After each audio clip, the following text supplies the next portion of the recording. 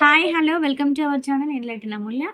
Seventh class నుండి ఒక అర్థమెటిక్స్కి సంబంధించినటువంటి క్వశ్చన్ చూద్దాం. చూడండి, the cost of an article goes down every year by 20% of its previous value, then find its original cost if the cost of it after 2 years is 19,200.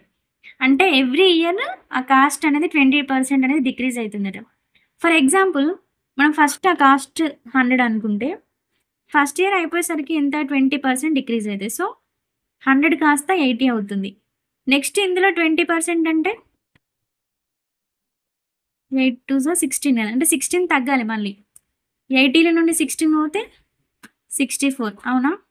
అంటే 100 అనేది every year 20% decrease అయితే first ఇయర్లో 80, next ఇయర్కి 64 అవుతుంది. ఇప్పుడు మన question ఏమడిగాడంటే, already ఒక article ఉంది, అది 2 years బ్యాక్ ఎంత ఉందో మనకు తెలియదు, కానీ ఎవ్రీ ఇయర్ 20% తగ్గుతూ తగ్గుతూ ప్రజెంట్ ఎంత ఉందంటే 19,200 ఉంది. ఇప్పుడు 2 years బ్యాక్ దీని వాల్యూ ఎంత అని అడుగుతున్నాడు. చూడండి, సో 100 అనేది 64 అయితే ఎంత మనకి 19,200 అవుతుందో క్యాల్కులేట్ చేస్తే సరిపోతుంది.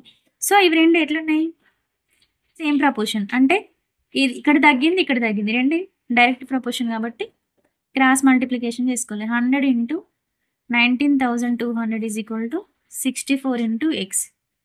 ఎందుకంటే మనం ఆల్వేస్ అన్నోన్ వాల్యూని ఎక్స్ అనుకుంటాం కనుక.